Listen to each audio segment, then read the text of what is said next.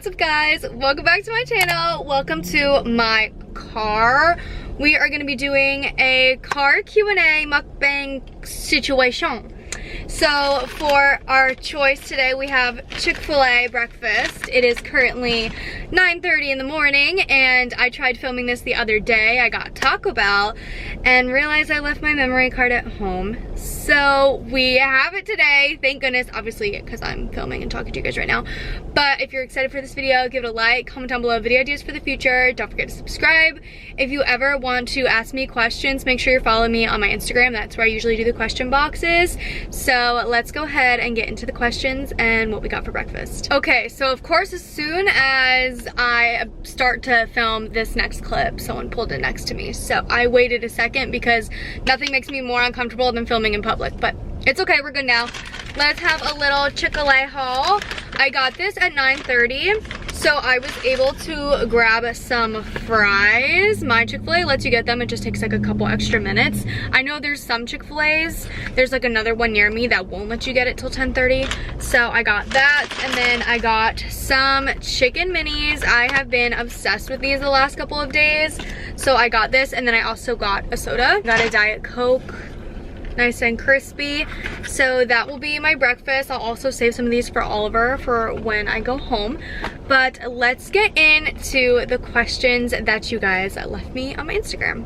First question I got is, how hard was it transition Ollie into his own room and when did we do it? So Oliver went in his own room in March of this year. It was like a week before we went to Disney and he started having like fits in our room, like screaming, crying for hours and hours, and like would shake the pack and play and all of this stuff. And I think just us being in the room and like him being able to see us made it like 10 times worse. Some nights we would even have to just like get out of our room and sit in the hallway till he fell asleep, and that was like really hard. So when all of this was happening, I was like, you know what, it's time. My husband and I both didn't want him to go in his own room yet because we didn't want him to be alone, and like it made us really sad that he'd be alone. But at this point we were like, I think he just needs to go in there. So we transitioned him in his room, but he was already doing naps in there, and I think that helped him a lot, so he was already comfortable with sleeping in there. So he has a sound machine in there, and then he has blanket. He does sleep with a blanket. I know everybody is different on what they do, but he does have one that he sleeps with, and he actually was really good. He did not have any trouble, and he started sleeping through the night. And also he started sleeping through the night once we moved his bedtime up to 6:30. I know that's like a super early bedtime, but during, like, I would put his bedtime at like 7:30, 8 o'clock, and he would get like super grumpy and like hard to fall asleep. And I asked like Instagram for advice, like other moms, like what I should do, and some people said an earlier bedtime. So we tried a 6:30 bedtime, and ever since then he started sleeping through the night. So the transition for him going in his own room was easy. He did not have any problems with it. Like I said, that's because he was already comfortable in his room because we started nap time in there like a while ago. So I think that definitely helped, but he is obsessed with his room now. Is Ollie talking yet?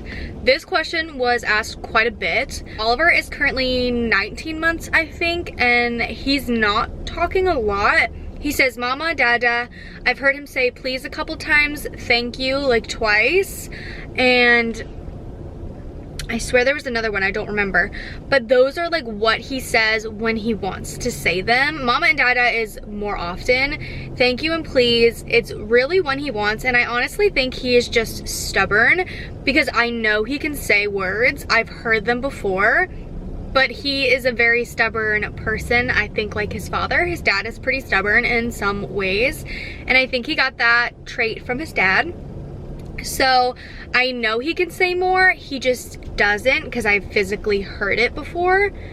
And like every baby and toddler learns at their own pace, and it's okay if your toddler is not saying a lot of words. They just might be like not a slower learner, maybe, is that the word? I don't know what the word I'm looking for. Just like, they're not as quick. Some babies are so much quicker than other ones, and it's okay. I will bring it up to his doctor at his next doctor's appointment and be like, yeah, he's only saying like blah blah blah amount of words, and like listen to their advice and see what they say. But that's basically what he says. This was a good question. Someone asked, does my husband have like the weekends off, or is his days off just like random? So my husband has random days off. We never know what his day off is gonna be. Like, we know like it's scheduled out, but it's not the same day off every single week. Like most jobs, it's Saturday and Sunday. His is not. So he has Thursday off this week, and then he had Saturday off, I think it was. So like, it's different every single week. Next week I think he has like Tuesday off or something. Like, it's weird. But do I prefer it? No, I kind of do wish it was like a Saturday, Sunday, but it is kind of nice that his is random, because on his days off everything's like not as crowded because not everybody has off. So yeah, I'm taking my 2 under 2 to Disney. Do you have any advice? Okay, so if you don't know, if you follow me everywhere, you probably do know, we went to Disney World with our 2 under 2. Benjamin was, I think, a month and a half old, and Oliver was 16 months, I think, or 15 months. So we went in March. It was a little bit hot. There was the first 2 days, it was cold. So it was like perfect. They had like blankets and stuff, and it was perfect. But when it got hot, we had fans. I highly suggest bringing fans. And we had a cool towel, and you just get it wet and it stays cool, which is like really good for Oliver. I recommend those. My husband and I say that we recommend people going with like in-laws or something, or like your parents. It is so much easier when you have extra hands, because we wouldn't have been able to ride anything together. That like, if we wanted to ride like Rock and Roller Coaster, we wouldn't have been able to ride together because someone has to stay off with the boys. So it is super nice to have an extra set or 2 sets of hands there for you. That way you can also go like on a date night or something, and you guys can just run in the parks alone. And something else that we highly suggest is down days. So we had a Magic Kingdom day, and then we had a down day, and then we had a Hollywood Studios day, and then we had a Animal Kingdom day, and then we had a down day. So always fit in at least 2 down days. It's super important. You're gonna be tired, you're gonna want your baby to get that extra sleep, and it's super nice to have those. So I highly suggest that. And yeah, I'm gonna dip into these fries for a second. Let me open this. I haven't had Chick-fil-A sauce in forever. I've been doing the roasted honey mustard sauce.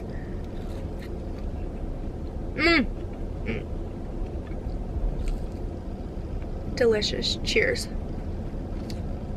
How is it having both your babies close in age? I love it. I think having 2 under 2 is so worth it. And I know a lot of people have said that I'm only doing 2 under 2 for content. I'm only doing 2 under 2 because it's the trend right now, or I've had comments like that on my TikTok account I've deleted from like no-name accounts. And I've wanted my kids close in age since I was young. You could ask my mother.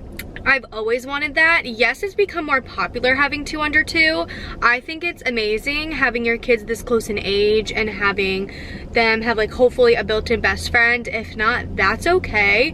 Yes, your kids can still be best friends if they're like 5 years apart. That's like my sister and I.